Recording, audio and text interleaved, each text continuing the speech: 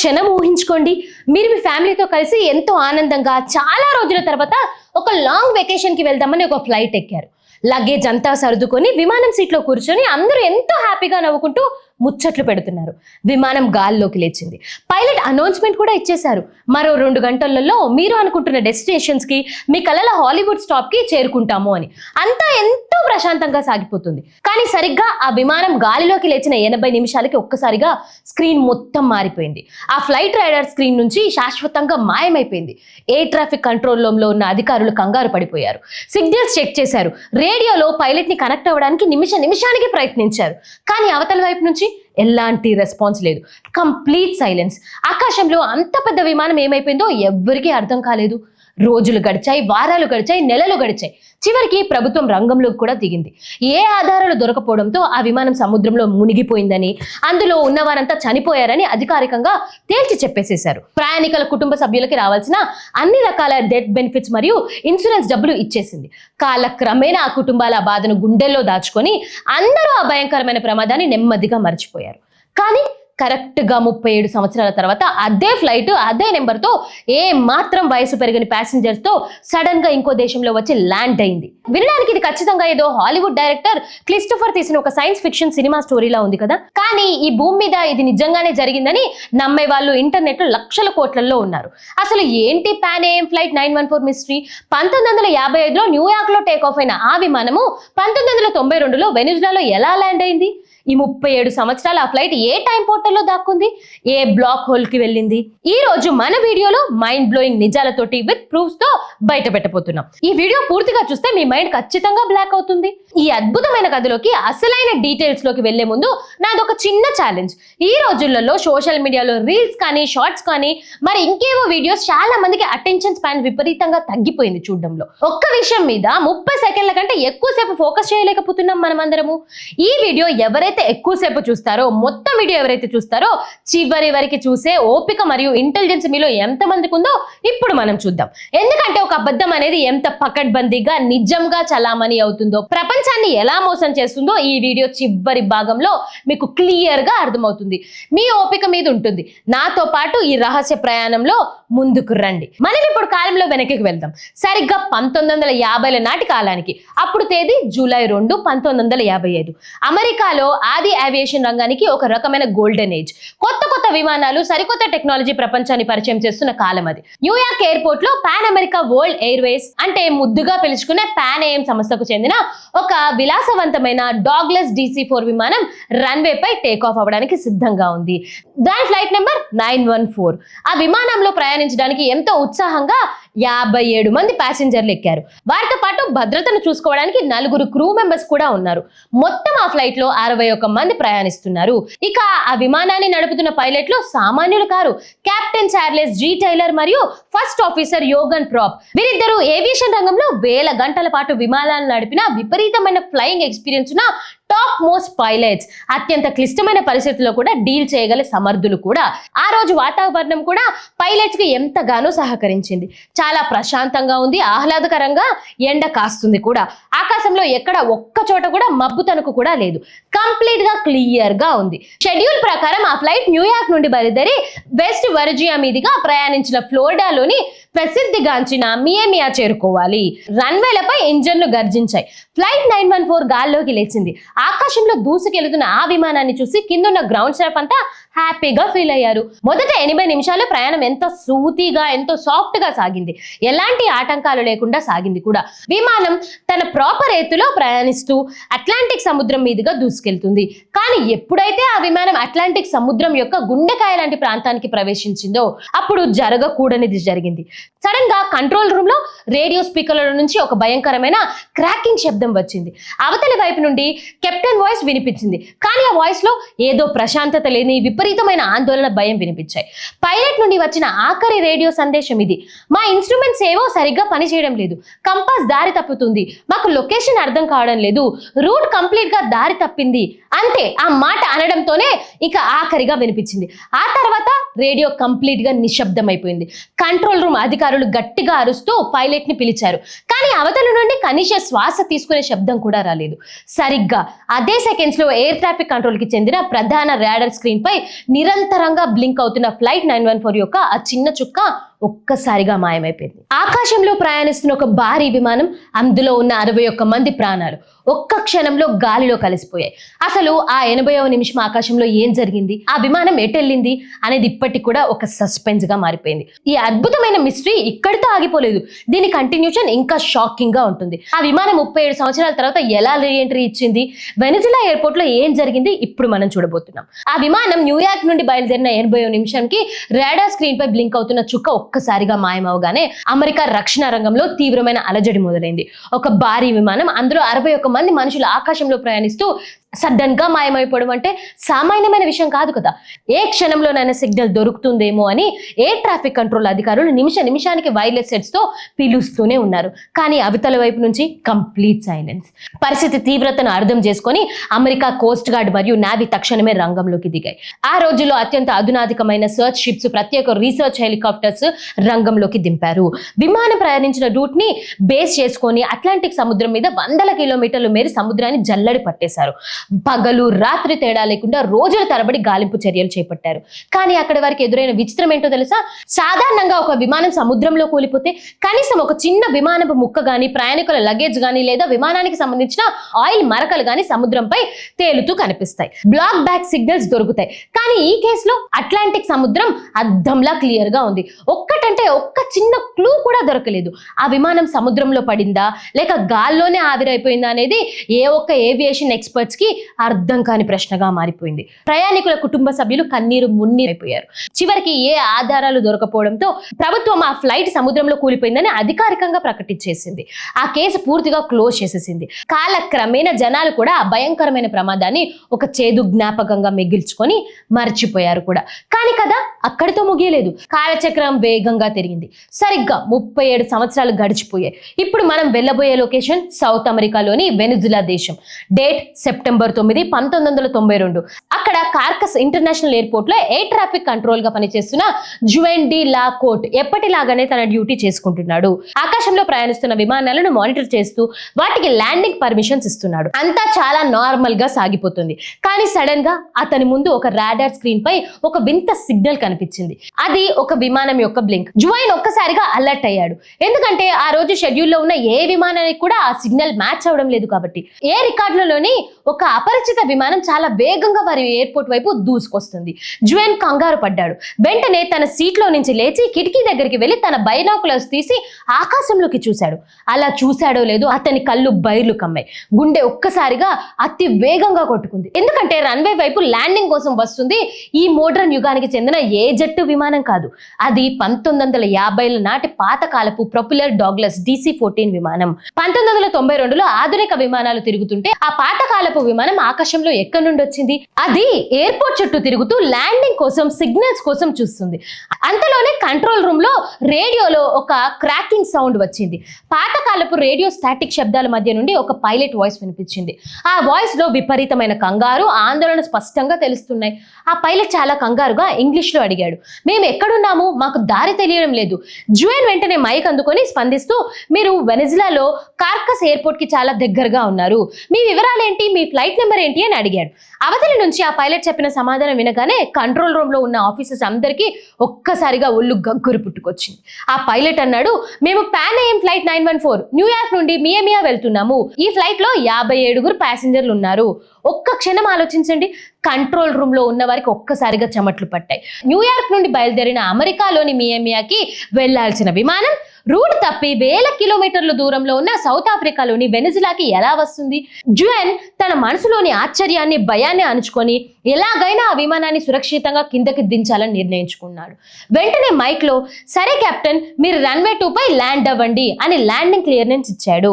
ఆ పాత విమానం ఎట్టకేలకి రన్వే పై విజయవంతంగా ల్యాండ్ అయిపోయింది. విమానం రన్వే పై నుంచి వచ్చి ఆగింది. కానీ అసలైన మైండ్ బ్లాక్ అయ్యే ట్విస్ట్ ఇప్పుడే మొదలైంది. విమానం ఆగిన తర్వాత పైలట్ మళ్ళీ రేడియోలో మాట్లాడాడు. అతని వాయిస్ లో కంగారు ఇంకా కనిపించింది. పైలట్ అన్నాడు, మా షెడ్యూల్ ప్రకారం మేము జూలై 2, 1955 మార్నింగ్ 9:55కి మియామియాలో ల్యాండ్ అవ్వాలి, కానీ మేము ఇక్కడికి ఎలా వచ్చాము అని చెప్పి ఆయన ప్రశ్నించాడు. అప్పుడు జిఎన్ కంట్రోల్ టవర్ లో మైక్ అందుకొని చాలా గంభీరంగా మెల్లగా అన్నాడు, కెప్టెన్, నేను చెప్పేది చాలా ప్రశాంతంగా వినండి. మీరు వింటున్నది అక్షరాల నిజం. ఇప్పుడు ఈ ఎయిర్పోర్ట్ లో ఈ ప్రపంచంలో నడుస్తున్న డేట్ సెప్టెంబర్ 9, 1992. అంతే. ఆ మాట వినగానే అవతల వైపున కెప్టెన్ కంప్లీట్ గా షాక్ అయిపోయాడు. ఓ మై గాడ్ అని గట్టిగా అరిచాడంట. ఆ శబ్దం రేడియోలో క్లియర్ గా వినిపించింది. సరిగ్గా అదే సమయంలో ఎయిర్పోర్ట్ లోని గ్రౌండ్ స్టాఫ్ మరియు సెక్యూరిటీ సిబ్బంది ఆ విమానం వైపు నడుస్తూ వెళ్లడం మొదలు పెట్టారు. విమానం కిటికీల నుండి లోపల ఉన్న ప్యాసింజర్స్ మొహాలు కనిపిస్తున్నాయి. వాళ్ళందరూ భయపడుతూ బయటికి చూస్తున్నారు. విచిత్రం ఏమిటంటే వాళ్ళందరూ 1950 నాటి పాత బట్టలు వేసుకొని ఉన్నారు.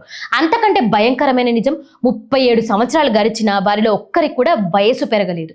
1955లో ఎలా ఉన్నారో 1992లో కూడా అలాగే ఉన్నారు. సిబ్బంది విమానం దగ్గరికి వస్తుండగా చూసి పైలట్ విపరీతమైన పానిక్ లోకి వెళ్ళిపోయాడు. తన విండో తెరిచి చేతులు ఊపుతూ గట్టిగా కేకలు వేశాడంట.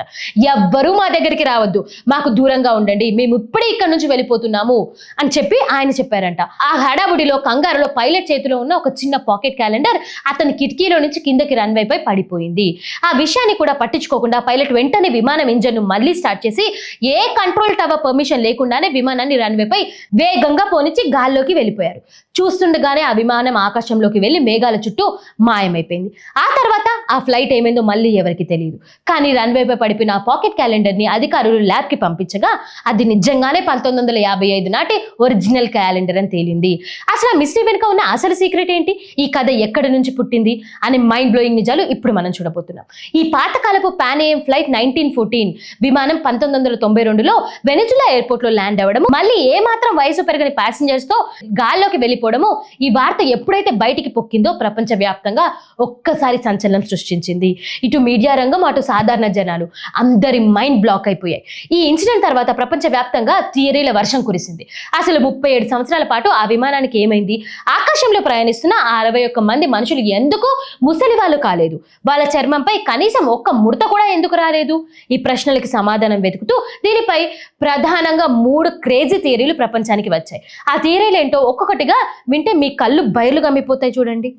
మొదటి థియరీ, ఆ మిస్టరీ సాల్వ్ చేయడానికి కొందరు శాస్త్రవేత్తలు మరియు రీసెర్చర్లు ఏకంగా ఆల్బర్ట్ ఐన్స్టీన్ ప్రతిపాదించిన ప్రసిద్ధి థియరీ ఆఫ్ రిలేటివిటీని తెరపైకి తెచ్చారు.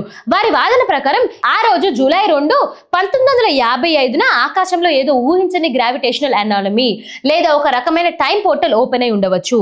దానినే వామ్ హోల్ లేదా కాలరథం అంటారు. విమానం ప్రయాణిస్తున్న రూట్ లోకి కంటికి కనిపించని ఆ టైం పోర్టల్ లోకి పాన్ AM ఫ్లైట్ అనుకోకుండా ప్రవేశమై ఉంటుంది. దానివల్ల ఏమైంది అంటే ఆ విమానంలో ఉన్న పైలట్ కి, లోపల ఉన్న ప్యాసింజర్స్ కి కేవలం 80 నిమిషాలు మాత్రమే గడిచింది. వాళ్ళ చేతి గడియారాలలో, వాళ్ళ శరీరాలలో కేవలం 80 నిమిషాల సమయం మాత్రమే అనుభవించాయి. అందుకే వాళ్ళకు వయసు పెరగలేదు. కానీ ఆ పోర్టల్ బయట అంటే మన భూమిపై ఏకంగా 37 సంవత్సరాలు గడిచిపోయాయి. వాళ్ళు ఆ టైం హోల్ నుంచి బయటకు వచ్చేసరికి భూమిపై కాలం 1990 నాటికి వచ్చేసింది. వినడానికి ఇది పిచ్చిగా అనిపించిన సైన్స్ పరంగా టైం డీలియేషన్ సాధ్యం కాబట్టి చాలా మంది దీనిని బలంగా నమ్మారు. ఇక రెండవ థియరీ, ప్రపంచంలోనే అత్యంత ప్రమాదకరమైనది, రహస్యమైన ప్రాంతానికి సంబంధించింది. అదే బెర్ముడా ట్రయాంగిల్. మన ఫ్లైట్ 940 న్యూయార్క్ నుండి బయలుదేరి మయామి వెళ్లాల్సిన రూట్ ని గనక ఒక్కసారి గమనిస్తే అది ఖచ్చితంగా బెర్ముడా ట్రయాంగిల్ ప్రాంతానికి చాలా దగ్గరగా వెళ్తుంది. చరిత్రలో బెర్ముడా ట్రయాంగిల్ లో ఇలా ఎన్నో వందల విమానాలు, నావలు మాయమైపోయాయి. కాన్స్పిరెన్సీ థియరీ ప్రకారం ఆ ప్రాంతంలో ఉండే ఒక వింత మ్యాగ్నెటిక్ శక్తి లేదా గాల్లో వింత వాతావరణం వల్ల ఆ విమాన కాలంలో ముందుకు ప్రయాణించింది. బెర్ముడా ట్రయాంగిల్ కేవలం వస్తువులు మాయం చేయడమే కాదు, అవి కాలంలో ప్రయాణించేలా చేస్తుందనే నమ్మకాన్ని ఈ ఇన్సిడెంట్స్ ఒక పెద్ద బలంగా చేకూర్చింది. ఇక మూడో థియరీ, ఈ థియరీ వింటే హాలీవుడ్ సినిమా చూస్తున్నట్టే ఉంటుంది. మరి కొందరు కాన్స్పిరసీ థియరీస్లు ఏం నమ్ముతున్నారంటే ఆ విమానం సాధారణంగా మనుషులు ఎవ్వరూ దాచలేదు, దానిని ఏలియన్స్ కిడ్నాప్ చేశారు. 1955లో ఆకాశంలో ప్రయాణిస్తున్న ఆ విమానాన్ని గ్రహాంతర వాసులు తమ అధునాత UFOలోకి లాగేసుకున్నారు. ఆ తర్వాత వారి స్పేస్ షిప్ లో ఉంచుకొని మానవ టెక్నాలజీ మీద, మనుషుల మీద ఏళ్ల తరబడి రీసెర్చ్ చేశారు. ఏలియన్స్ లో ఉండే స్పేస్ షిప్స్ కాంతి వెలుగులో ప్రయాణిస్తాయి కాబట్టి అక్కడ కాలం చాలా నెమ్మదిగా సాగుతుంది. అలా 37 సంవత్సరాల పాటు తమ రీసెర్చ్ అంతా పూర్తి చేసుకున్న తర్వాత మళ్ళీ కరెక్ట్ గా 1990లో ఆ విమానాన్ని యథావిధిగా తెచ్చి భూమిపై వదిలేశారని జనాలు నమ్మడం మొదలు పెట్టారు.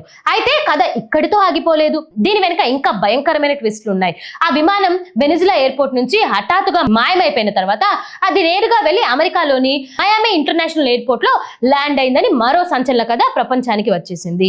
అక్కడ విమానం ల్యాండ్ అవ్వడం ఆలస్యం, అమెరికా మిలిటరీ మరియు ఆర్మీ బాలి బలగంతో రన్వే ని చుట్టుముట్టేశాయి.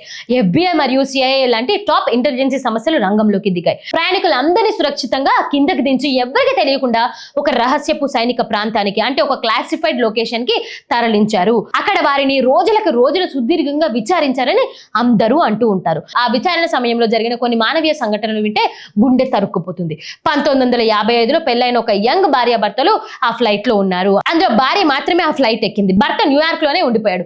కరెక్ట్ గా 1990లో ఆ భార్యాభర్తలకు మళ్ళీ కలుసుకునేసరికి విమానంలో ఉన్న భార్యకి 1950లో ఎలా ఉందో అలానే 18 ఏళ్ల యువతిగా ఉంది. కానీ భూమిపై ఉన్న ఆమె కోసం ఎదురు చూస్తున్న భర్త మాత్రం 37 సంవత్సరాల ముసలివాడిగా అయిపోయాడు.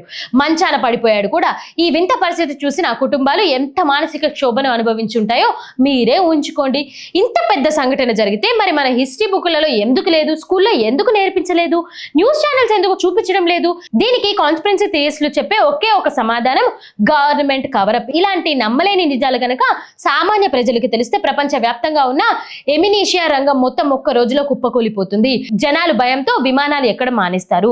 దానికి తోడు ప్రపంచ వ్యాప్తంగా తీవ్రమైన భయాందోళనలు, అశాంతి పెరుగుతాయి. అందుకే అమెరికా మరియు వెనిజులా ప్రభుత్వాలు ఒక రహస్య ఒప్పందం చేసుకొని ఈ ఇన్సిడెంట్ కి సంబంధించిన అన్ని రకాల radar traps, control room, audio recordings, lab రీసెర్చ్లు అన్నిటినీ సీజ్ చేసి క్లాసిఫైడ్ అనే స్టాప్ వేసి బూడిదలో తొక్కేశాయి. అందుకే ఈ నిజం బయటికి రాలేదని జనాలు చాలా బలంగా నమ్ముతున్నారు. ఈ మైండ్ బ్లోయింగ్ మిస్టరీ ఎంత పవర్ఫుల్ అయిందంటే దీనిని స్ఫూర్తిగా తీసుకొని నెట్ఫ్లిక్స్ లో ఒక ప్రసిద్ధి మేనిఫెస్ట్ అనే ఒక సూపర్ హిట్ వెబ్ సిరీస్ కూడా వచ్చింది. ఆ సిరీస్ చూస్తే ప్రతి ఒక్కరికి ఆ ఫ్లైట్ 914 కథ ఖచ్చితంగా గుర్తొస్తుంది.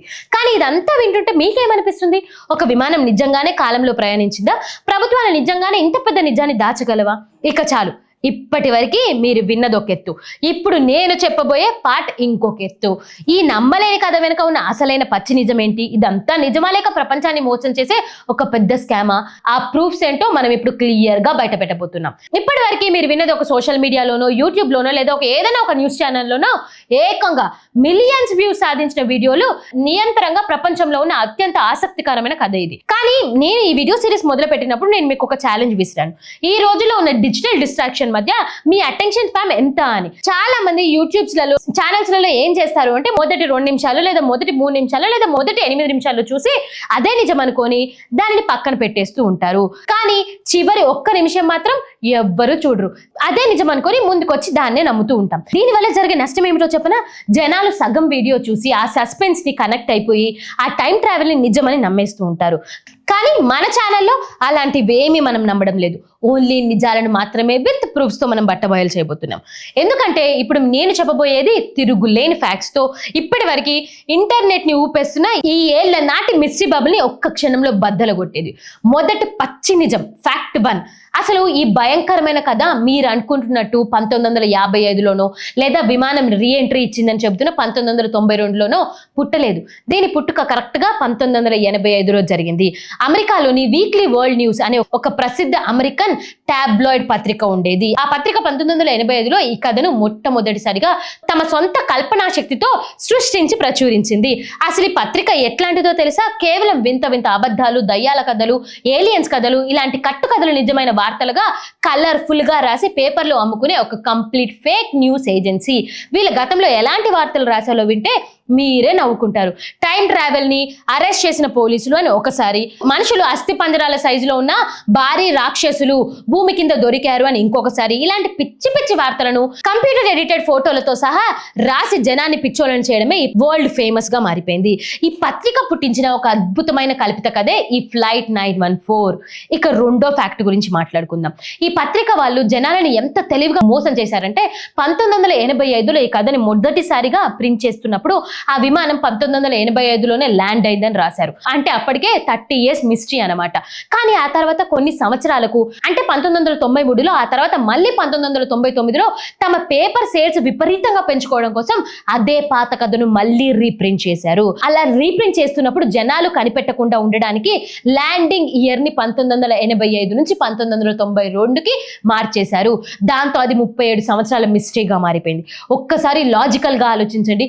నిజంగా నిజంగానే గాల్లో టైం ట్రావెల్ జరిగిన విమానం ల్యాండ్ అయితే ఆ ల్యాండింగ్ డేటా ఒక ప్రైవేట్ పత్రికకు నచ్చినట్టు సంవత్సరాల గ్యాప్ లో ఎలా మారిపోయింది ఇక్కడే అర్థమవుతుంది ఇది 100% ఫేక్ అని చెప్పి.